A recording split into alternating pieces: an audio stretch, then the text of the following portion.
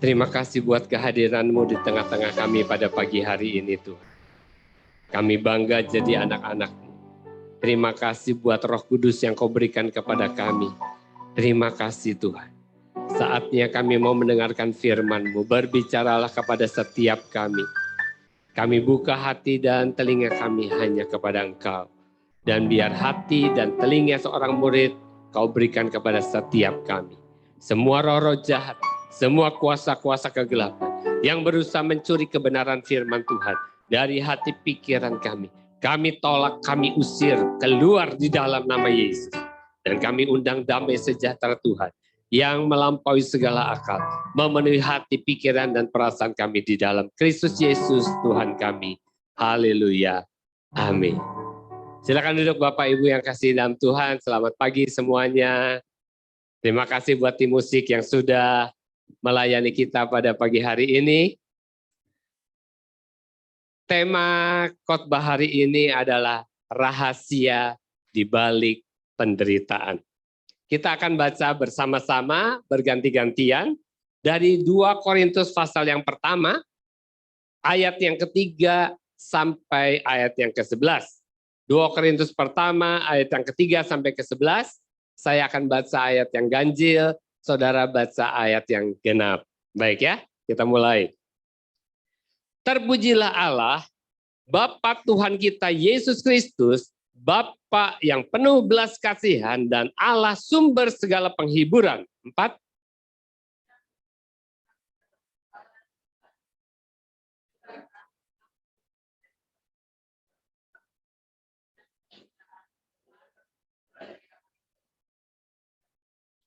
Lima, sebab sama seperti kami mendapat bagian berlimpah-limpah dalam kesengsaraan Kristus, demikian pula oleh Kristus kami menerima penghiburan berlimpah-limpah. 6.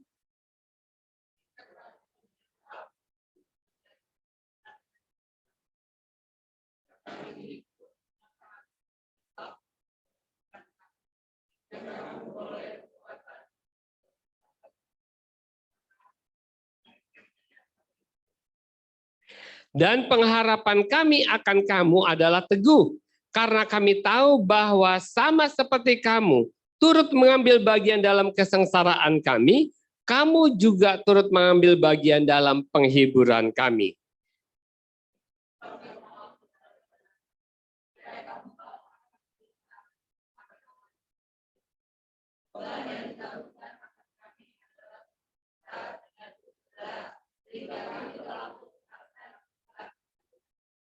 Bahkan kami merasa seolah-olah kami telah dijatuhi hukuman mati.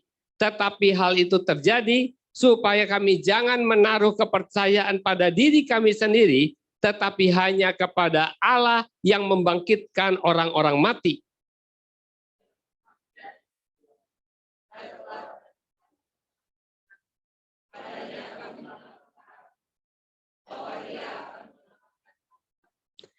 Karena kamu juga turut membantu mendoakan kami, supaya banyak orang mengucap syukur atas karunia yang kami peroleh berkat banyaknya doa mereka untuk kami. Ayat yang cukup panjang. Dan kalau saudara tadi menyimak semua apa yang disampaikan di dalam 2 Korintus 1 ayat yang ke-3 sampai ke-11 tadi, apa yang ada di dalam pikiran dan hati saudara ketika baca ayat ini? Apa yang ada dalam pikiran saudara? Wah, betapa beratnya penderitaannya Paulus. Oh, apakah aku juga kalau ikut Tuhan akan menderita seperti Paulus? Mungkin sebagian besar saudara akan mengelus dada. Aduh, bisa nggak ya? Berat banget rasanya. Apalagi kalau baca ayat 8. Sebab kami mau saudara-saudara supaya kamu tahu akan penderitaan yang kami alami di Asia Kecil. Beban yang ditanggungkan atas kami begitu besar dan begitu berat. Sehingga kami telah putus asa juga akan hidup kami. Mungkin sebagian dari saudara akan berpikir dan bertanya-tanya, Kenapa ya? Tuhan kok mengizinkan penderitaan yang begitu berat dialami oleh Paulus? Kalau saya hitung, saya kasih tanda kuning-kuning tadi ya. Saya hitung 1, 2, 3 penderitaan, kesengsaraan, hukuman mati dan sebagainya. Total ada 13. Nggak salah orang bilang, celaka 13 katanya. Ya, 13 kali itu seperti itu ya. Dan kalau kita baca di surat-surat Paulus yang lain, Paulus menjelaskan lebih detail tentang penderitaan yang dia alami. Kita akan baca dari 1 Korintus 15 ayat 32. Dikatakan, kalau hanya berdasarkan pertimbangan manusia saja, aku telah berjuang melawan binatang buas di Efesus. 2 Korintus 11 ayat 23 sampai 28. Dia bilang begini, aku lebih banyak berjerih lelah, lebih sering dalam penjara, didera di luar batas, kerap kali dalam bahaya maut. 5 kali aku disesah orang Yahudi, setiap kali 40 kurang 1 pukulan. 3 kali aku didera, 1 kali dilempari batu, 3 kali mengalami karam kapal. Sehari semalam aku terkatung-katung di tengah laut. Dalam perjalananku, aku sering diancam bahaya banjir dan bahaya penyamun, bahaya dari orang-orang Yahudi dan dari pihak orang-orang bukan Yahudi. Bahaya di kota, bahaya di padang gurun, bahaya di tengah laut, dan bahaya dari pihak saudara-saudara palsu. Aku banyak berjerih lelah dan bekerja berat. Kerap kali aku tidak tidur. Aku lapar dan dahaga. Kerap kali aku berpuasa, kedinginan, dan tanpa pakaian. Dan dengan tidak menyebut banyak hal lain lagi, urusanku sehari-hari, yaitu untuk memelihara semua jemaat-jemaat. Dan Paulus, menurut saya, adalah seorang rasul, murid Tuhan Yesus yang paling banyak mengalami penderitaan. Tepat seperti yang disampaikan Tuhan Yesus kepada Ananias ketika dia menjumpai Paulus ketika dia dalam kondisi buta. Tuhan bilang apa sama Ananias di dalam Kisah 9 ayat 15 sampai 16. Tetapi firman Tuhan kepadanya, pergilah, sebab dia ngomong sama Ananias, Tuhan bicara sama Ananias, pergilah sebab orang ini, Paulus, adalah alat pilihan bagiku untuk memberitakan namaku kepada bangsa-bangsa lain, serta raja-raja dan orang-orang Israel. Aku sendiri akan menunjukkan kepadanya betapa banyak penderitaan yang harus ia tanggung oleh karena namaku. Jadi Tuhan bilang sama Ananias tentang Paulus bahwa dia akan mengalami banyak penderitaan karena nama Yesus. Dan saya percaya ketika jemaat di Korintus membaca surat dari Rasul Paulus, mereka juga punya perasaan yang sama seperti saudara dan saya ketika membaca perikop ini. Betapa berat, betapa banyak penderitaan yang dialami oleh Paulus dalam pelayanannya. Pertanyaannya adalah, kenapa ya Paulus suka curhat di dalam surat-suratnya? Yang kedua, apakah tujuan surat-surat Paulus dimasukkan ke dalam Alkitab supaya Paulus bisa mencurahkan keluh kesahnya di dalam pelayanan ke dalam surat-suratnya?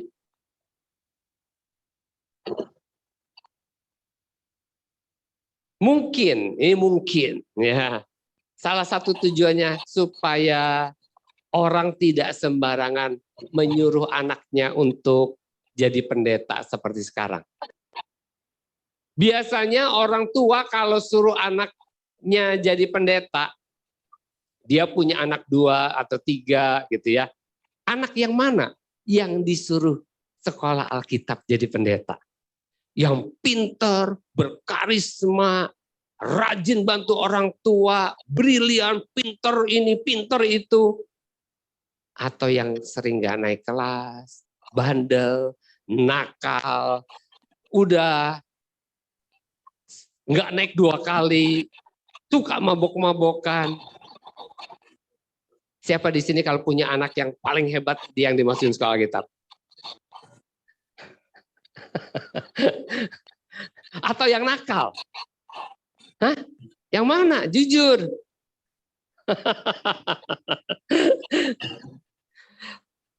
Lalu dibawalah sama dia ke pendetanya, Pak, ini saya mau serahkan anak saya kepada Tuhan, supaya melayani Tuhan. Terus pendetanya tanya, loh, kok yang ini? Kok yang enggak yang itu? Jawabnya apa? Loh, Bapak nggak ngerti firman Tuhan ya? Bapak kan pendeta, nggak baca firman Tuhan.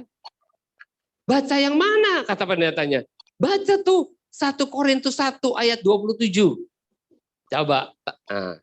Tetapi apa yang bodoh bagi dunia, dipilih Allah untuk memalukan orang-orang berhikmat. Dan apa yang lemah bagi dunia, dipilih Allah untuk memalukan apa yang kuat. Jadi saya mau menggenapi firman Tuhan ini, Pak. Jadi yang bodoh, yang lemah, ini yang saya serahkan. Ya, pendetanya minta ampun. Kembali ke pertanyaannya tadi ya. Kenapa Paulus suka curhat di surat-suratnya? Yang pertama, saya yakin Paulus bukan curhat. Saya yakin saudara-saudara semua setuju bahwa Alkitab kita ini bukanlah buku catatan harian atau bukan juga kumpulan surat-surat Paulus yang sekedar dikumpulkan dan ditulis dijadikan satu buku yang dinamakan Alkitab. Tapi Alkitab isinya adalah kabar baik. Isinya adalah firman Tuhan yang ditulis tanpa salah dan ilhami oleh Roh Kudus. Jadi bukan Paulus curhat. Kalau kita baca di dalam Efesus 2 ayat 8 yang ikut DK tentu tahu, dikatakan di sana, sebab karena kasih karunia kamu diselamatkan oleh iman. Itu bukan hasil usahamu tetapi pemberian Allah. Itu bukan hasil pekerjaanmu. Jangan ada seorang pun yang memegahkan diri.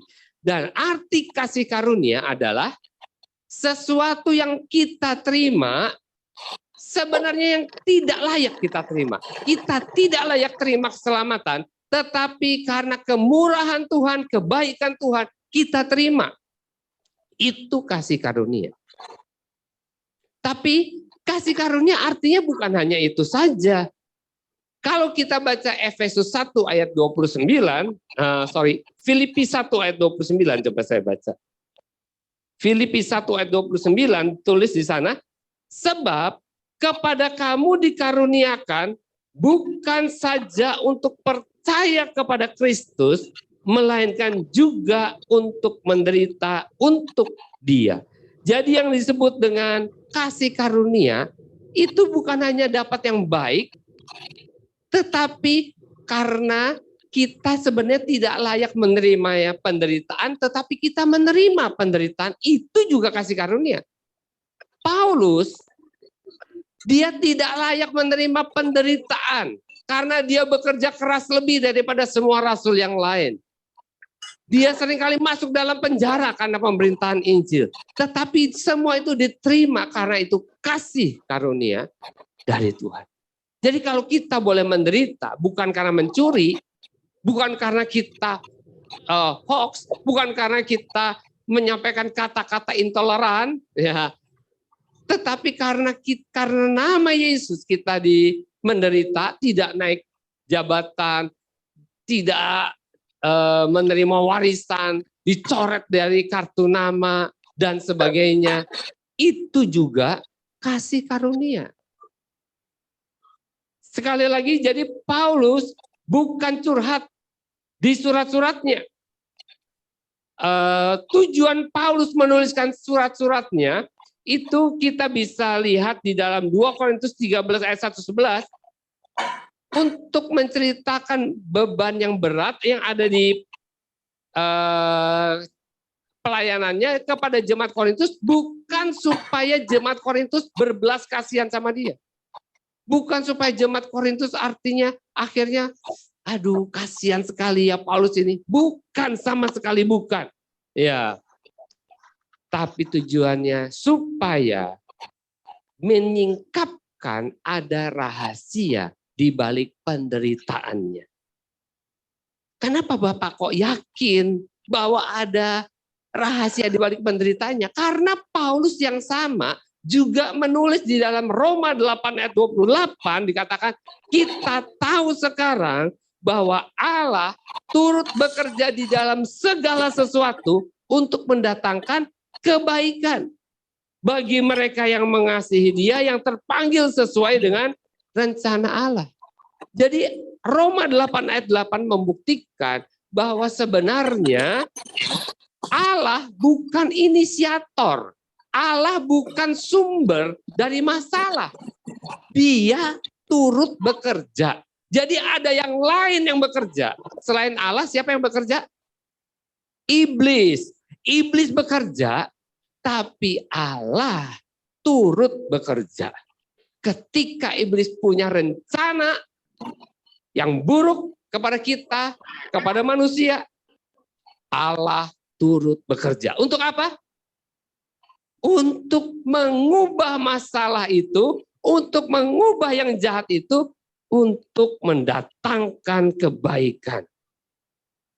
Jadi Paulus dia menceritakan penderitaannya justru untuk membangkitkan iman dan memberikan kekuatan dan penghiburan kepada jemaat di Korintus yang berpikir bahwa penderitaan itu dari Tuhan. Supaya mereka tahu penderitaan itu bukan dari Tuhan. Ya, penderitaan yang dialami oleh Paulus maupun jemaat di Korintus maupun yang dialami oleh saudara dan saya itu bukan dari Tuhan. Tapi Tuhan turut bekerja untuk mendatangkan kebaikan. Ya. Dan ini bisa kita lihat dari ayat 3. Di awal dari suratnya Paulus itu menunjukkan bahwa sebenarnya tujuannya bukan itu. Coba kita baca ayat 3 sekali lagi. Dikatakan, terpujilah Allah, Bapa Tuhan kita Yesus Kristus, Bapa yang penuh belas kasihan, dan Allah sumber segala penghiburan yang menghibur kami dalam segala penderitaan kami. Setelah Paulus menyampaikan salam dan berkat, ayat 3 dikatakan dimulai dengan kata, terpujilah Allah Bapa Tuhan kita Yesus Kristus, Bapa yang penuh belas kasihan. Kalau surat dimulai dengan kata terpujilah Tuhan, kira-kira isi dalamnya apa? Tentu bukan keluh kesah, tentu bukan curhat. Ya. Jadi dia menyampaikan ini tujuannya bukan untuk menyampaikan kabar buruk, tapi kabar baik. Beda kalau kabar buruk. Contohnya gimana? Saudara-saudara, mungkin saudara-saudara belum tahu penderitaan saya. Saya selama ini udah 3 hari nggak makan. Cobalah saudara pikir baik-baik. Saya ini melayani Tuhan, saudara kan saya layani. Kok nggak kasih persembahan? Persepuluhan. Ya. Nah, kalau isinya itu di depan, di dalamnya isinya apa? Pasti minta bantuan. Tapi tidak demikian dengan Paulus. Paulus bilang, terpujilah Tuhan, Allah sumber segala penghiburan. Tujuannya apa? Supaya jemaat di Korintus, supaya saudara dan saya tidak khawatir, tidak meragukan penghiburan yang dialami oleh Paulus. Kalau Paulus mengalami penderitaan yang begitu berat, dan dia tetap bisa bilang terpujilah Tuhan, harusnya kita lebih dari Paulus. Karena penderitaan yang kita alami belum sampai di penjara, belum sampai telanjang, belum sampai kelaparan, belum sampai dicambuk 40 kurang 1 cambukan. Dan dikatakan karena Allah sumber penghiburan, itu akan memberikan penghiburan kepada Paulus. Kalau Allah sumber penghiburan tidak bisa menghibur Paulus, maka tidak akan ada yang bisa menghibur Paulus. Karena sumbernya aja nggak bisa. Justru Paulus mau kasih tahu bahwa Allah, si sumber penghiburan itu, sanggup, dapat, bahkan melampaui segala penderitaan yang begitu berat, itu tidak ada artinya dibandingkan dengan penghiburan yang Paulus terima. Dan Paulus berkata Allah menghibur Paulus di dalam segala penderitaannya. Bukan di dalam beberapa penderitaannya. Di dalam segala, baik yang kecil maupun yang berat, ada penghiburan, ada pengharapan di dalam Tuhan. Dan ayat 4 mencatat beginian. Tuhan Yesus memberi penghiburan kepada Paulus, sampai Paulus bukan hanya saja terhibur, tapi dia dapat memberi penghiburan kepada orang lain. Jadi penghiburannya yang Tuhan berikan kepada Paulus begitu melimpah-limpah, sehingga dia bisa memberikan penghiburan kepada orang lain. Jadi kalau saudara mengalami penderitaan karena Tuhan, saya percaya Tuhan yang sama akan memberi penghiburan, pengharapan, kekuatan, sehingga saudara berlimpah-limpah dengan damai sejahtera, sehingga saudara bisa menguatkan orang lain yang juga mengalami penderitaan yang sama. Jadi kalau saudara sedang mengalami penderitaan, bukan nggak boleh nonton Cak Lontong yang lucu-lucu, bukan, boleh-boleh saja. Tetapi penghiburan sejati hanya kita dapatkan dari Tuhan. Amin. Manusia bisa menghibur sebagian saja. Tapi Tuhan bisa menghibur segala penderitaan kita. Kalau rumah kita terbakar saat kita pergi, orang kan bilang, udah kamu mengucap syukur, rumah boleh habis, beruntung kamu nggak ada di dalam. Ya. Kalau misalnya kita dibegal, sudah relakan saja, motor nggak apa-apa lah, bisa kredit lagi, bisa beli lagi. Yang penting kamu selamat. Ya. Sebagian ditanggung, sebagian lagi kita harus tanggung sendiri. Waktu mama saya meninggal, saudara-saudara saya menghibur, bilang, kamu bersyukur, mamamu itu sakitnya sebentar. Bu, habisin duit sedikit, langsung meninggal dan masuk surga. Coba lihat yang lain. Bertahun-tahun, puluhan tahun ada di atas tempat tidur. Ngabisin duit sudah nggak bisa dihitung. Dan tidak sembuh-sembuh juga. Akhirnya mati juga. Jadi kamu beruntung. Mereka tidak tahu bahwa saya sedih bukan karena mama saya meninggal. Kalau meninggal saya tahu pasti masuk surga. Masalahnya saya merasa belum bisa membalas kebaikannya, belum bisa membahagiakan dia seperti yang saya harapkan. Jadi manusia hanya bisa menghibur, memberikan penghiburan sebagian, tapi Tuhan penghiburannya melimpah-limpah. Ya. Nah, apalagi rahasia di balik penderitaan Paulus? Di ayat 5, Paulus berkata, sebanyak penderitaan yang dia terima, sebanyak itu pula penghiburan yang dia terima. Artinya, setiap kali dia mengalami penderitaan, Tuhan tidak pernah alpa. Tuhan tidak pernah meninggalkan dia. Dia selalu memberikan penghiburan. Dia Allah yang setia. Ibrani 13 ayat 5 berkata, Allah itu setia. Dia sekali-kali tidak pernah meninggalkan kita. Dia sekali-kali tidak pernah membiarkan kita. Jadi setiap kali Paulus mengalami penderitaan, setiap kali Tuhan memberikan penghiburan. Jadi apapun masalah saudara, percayalah, Tuhan tidak pernah sekalipun meninggalkan saudara. Justru pada masa-masa kesulitan itulah matanya, perhatiannya itu ditujukan kepada saudara. Ketika Yesus mau disalib, di saat itulah dia mengirimkan malaikat untuk memberikan kekuatan kepada Yesus di Taman Getsemani. Yohanes 13 ayat 7 berkata, Tuhan Yesus ada justru untuk menyelamatkan, untuk menolong kita, bukan untuk menghakimi kita. Yesus datang untuk memberikan pertolongan, keselamatan, pengampunan, kuasa, penghiburan. Dia membebat hati yang luka. Dia lakukan itu datang untuk kita. Bukan untuk menghakimi saudara dan saya. Dan ayat 6 menunjukkan bahwa jemaat di Korintus, memang jemaat itu sedang mengalami penderitaan. Dan Paulus memberikan nasihat supaya mereka sabar. Karena sebagai orang percaya, memang kita harus memikul penderitaan karena nama Kristus seperti yang Paulus alami juga. Jadi kalau saudara dianiaya, dibully oleh orang-orang yang tidak percaya, ingat perkataan Tuhan Yesus. Seorang murid akan menjadi seperti gurunya.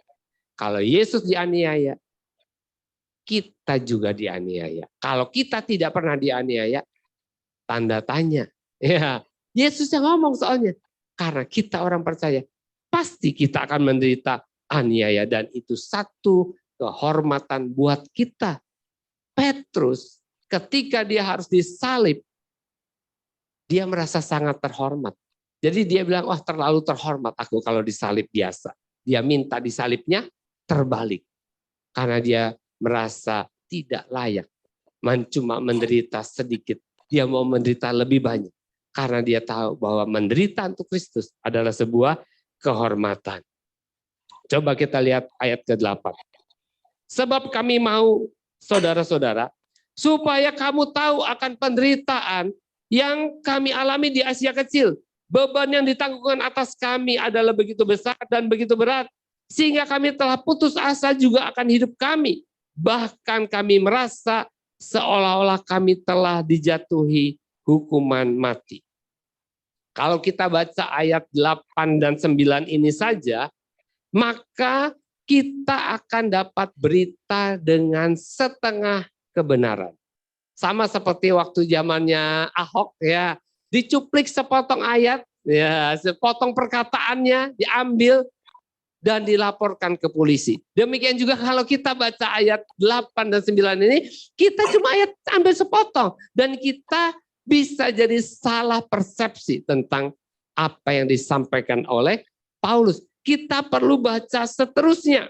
Dan kalau kita baca, kenapa Paulus menulis ayat ini? Supaya jemaat di Korintus tahu bahwa sekalipun penderitaan Paulus sangat berat, tapi ayat 10 bilang begini, dari kematian yang mengerikan, Tuhan telah dan akan menyelamatkan kami. Tuhan telah dan akan terus menyelamatkan Paulus dan kawan-kawannya lagi. Jadi walaupun masalahnya berat sampai dia putus asa, segala cara sudah dilakukan, tidak bisa. Tetapi Tuhan telah. Ya, bukan akan lagi, sudah telah. Tuhan telah memberikan kelepasan, telah memberikan penghiburan, kekuatan, jalan keluar kepada Paulus dan dia bilang dia akan terus memberikan penghiburan, kekuatan kepada Paulus dan kawan-kawannya lagi. Dan Paulus juga mengatakan bahwa doa-doa yang dinaikkan oleh orang-orang Korintus sangat membantu. Karena apa? Karena Paulus tahu bahwa jemaat di Korintus pasti terus mendoakan Paulus. Saudara, doa orang yang benar sangat besar kuasa. Banyak orang sangat menyepelekan doa. Karena rasanya ketika berdoa tidak ada yang terjadi. Saya mau beritahu tidak ada doa yang tidak terjadi. Semua doa membawa dampak karena doa sangat besar kuasanya. Makanya saya lihat dalam setiap pertemuan doa itu yang datang sangat sedikit. Orang tidak antusias berdoa karena merasa doanya percuma doa juga. Tapi saya mau beritahu, doalah yang membuat segala sesuatu jadi mungkin. Yang tadinya tidak mungkin jadi mungkin karena doa. Oleh sebab itu, saya dorong setiap saudara untuk serius berdoa. Dan lihat, jangan bosan-bosan. Kata Tuhan di Lukas 18 bilang apa? Tuhan Yesus menegaskan supaya kita, kamu harus senantiasa berdoa dengan tidak jemu-jemu. Harus senantiasa tidak jemu-jemu berdoa. Kenapa? Karena besar kuasanya. Karena itu yang akan mengubah hidup kita. Karena Tuhan akan menjawab doa-doa kita. Dan itu yang dilakukan oleh jemaat di Korintus untuk Paulus. Dan Paulus mengalami banyak pertolongan Tuhan karena doa-doa orang Korintus, bukan hanya karena doanya saja. Itulah sebabnya kita perlu saling mendoakan. Kita perlu memberikan waktu kita, mengambil waktu untuk berdoa supaya melihat ada perkara-perkara yang besar terjadi dalam kehidupan kita. Dan terakhir, Bapak Ibu, sebagai kesimpulan dari perikop ini, saya ingin mengajak kita semua di tengah-tengah situasi ekonomi yang belum membaik 100%, endemi atau pandemi yang udah mulai turun, tiba-tiba di Shanghai muncul lagi, nanti di mana muncul lagi, nanti turun lagi, di tengah-tengah situasi yang tidak menentu, belum 100% aman, kita bersikap dan berkata-kata seperti Paulus. Tidak mengeluh, apalagi bersungut-sungut, tetapi tetap mempercayai perlindungan, penghiburan dari Roh Kudus melalui janji-janji Tuhan yang pasti akan digenapi untuk kita semua yang percaya. Tuhan di Yeremia 29 ayat 11 berkata, sebab aku ini mengetahui rancangan-rancangan apa yang ada padaku mengenai kamu. Demikianlah firman Tuhan, yaitu rancangan damai sejahtera, bukan rancangan kecelakaan, untuk memberikan kepadamu hari depan yang penuh harapan. Tujuan Tuhan selalu untuk kebaikan saudara dan saya. Jadi penderitaan-penderitaan yang ada, walaupun memang ada, bukan tidak ada, tetapi ujungnya selalu untuk masa depan yang lebih baik. Tujuannya selalu untuk kebaikan saudara dan saya. Bukan untuk menghancurkan. Justru semakin berat penderitaan yang kita alami, kita bisa melihat betapa dahsyat dan besarnya Tuhan kita. Kalau dia hanya bisa tolong kita dalam urusan yang kecil-kecil, mungkin dia Tuhan yang kecil juga. Tapi kita lihat, sekalipun dihadapkan kepada keputusasaan seperti dapat hukuman mati, Paulus berkata dia telah menyelamatkan, dia telah memberikan penghiburan. Dan Efesus 1 ayat yang ketiga dalam The Passion Translation, saya terjemahkan dalam bahasa Indonesia bebas, setiap berkat rohani di alam rohani telah disediakan untuk kita sebagai persembahan kasih dari Bapa surgawi kita yang luar biasa, yaitu Yesus Kristus. Dikatakan di sana bahwa segala berkat rohani itu bukan hanya sukacita, damai sejahtera, tetapi berkat rohani itu juga termasuk hidup dalam segala kelimpahan, itu berkat rohani. Dan kata Efesus 1 ayat 3, itu semua adalah persembahan kasih dari Bapa surgawi. Tahu artinya persembahan kasih? Persembahan kasih itu persembahan yang diberikan karena mengasihi, walaupun sebenarnya tidak perlu diberikan. Hamba Tuhan, pendeta, kalau khotbah, misalnya saya dipanggil khotbah di Prabu Muli, sebenarnya saya tidak perlu dapat apa-apa. Tetapi karena mereka mengasihi, mereka memberikan persembahan kasih. Tidak kasih juga tidak apa-apa. Tapi mereka kasih. Makanya disebut persembahan kasih. Dan Alkitab berkata, setiap berkat rohani di alam roh sudah disediakan. Bukan akan, sudah disediakan untuk kita sebagai persembahan kasih dari Allah Bapa kita yang luar biasa, Yesus Kristus Tuhan kita. Dan ayat terakhir yang saya baca, Roma 8 ayat 37 dikatakan, tetapi dalam semuanya itu kita lebih daripada orang-orang yang menang oleh Dia yang telah mengasihi kita. Kita ini lebih dari pemenang. Artinya, apapun masalah yang saudara hadapi hari ini, masalah kesehatan, masalah kerohanian, masalah karakter, masalah anak, masalah keuangan, masalah apalagi hubungan suami istri, orang tua dengan anak, masalah apa yang saudara hadapi? Ingat baik-baik, kita lebih dari pemenang. Kemenangan pasti Dia berikan kepada kita. Datang kepada Tuhan, mengucap syukur, datang membangun hubungan dengan Tuhan, berdoa, dan saudara akan mengalami kemenangan demi kemenangan. Tidak ada istilah kalah bagi anak-anak Tuhan. Tidak ada istilah kalah, karena Yesus sudah menang. Beberapa hari yang lalu, minggu lalu kita merayakan Paskah, hari kemenangan. Dan Dia bilang, sudah selesai. Tetelestai, sudah lunas dibayar. Tidak ada satupun yang belum selesai. Semuanya sudah. Dan Dia duduk di sebelah kanan Allah, menantikan saatnya kita pulang ke sana.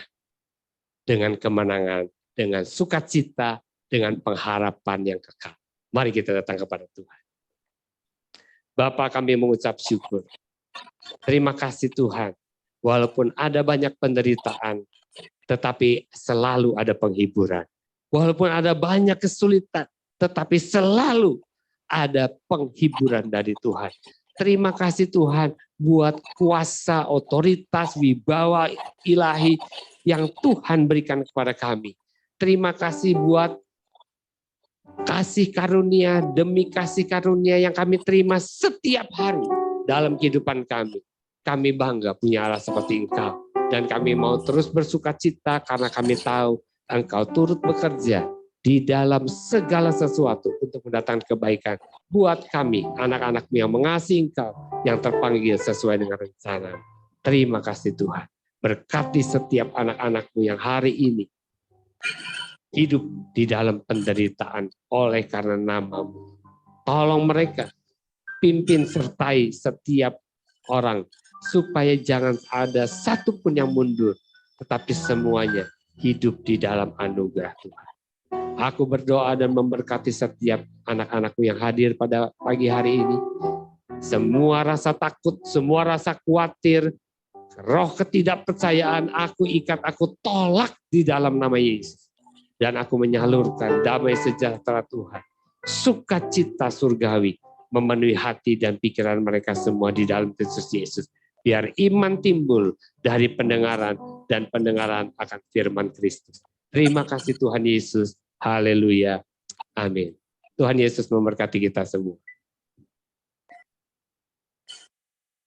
Terima kasih.